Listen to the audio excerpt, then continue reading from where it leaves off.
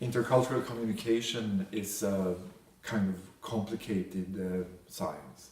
It consists of different sciences when they come together in a special point. I have made a list of these sciences. This is what they look like.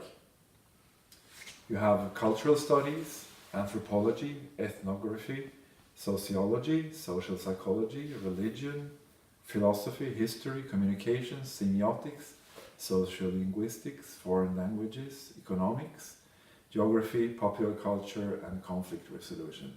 Just to mention a few. So when you work in intercultural communication, you tend to use pieces from these sciences. And of course, this is maybe not very strict. So we can say that the intercultural communication is a young science. It hasn't yet been formalized. Although it hasn't been really formalized, it is very useful. And its usefulness has been listed in this slide here. When you want successful cooperation, this is when you can use intercultural communication skills. And that often includes positive attitudes and values towards the other party, because communication always goes two ways.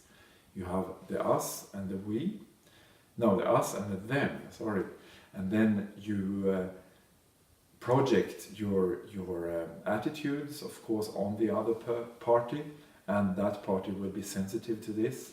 So if you have a negative spiral, it will only get worse. But if you have a positive spiral, it will get better and better.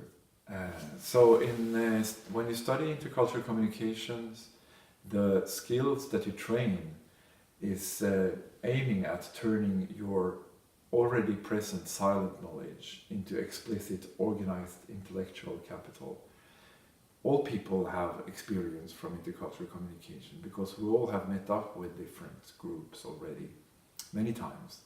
And when we have done that and succeeded, we have actually learned something very useful for intercultural communication. So the course also trains critical reflections around what really is happening in our lives, and most importantly, to see things from the other point of view, because then you see yourself. And that's when your own cultural values and your own culture come into focus. To know this is very difficult. So the intercultural communication is also about decoding what you see and what you hear from the other side. And since I'm not Chinese, then I have a problem here to decode the faces of these people. But I really see something very cultural here anyway. Maybe their culture is not to show clearly what they feel. That's typically the military culture. So, thank you for listening.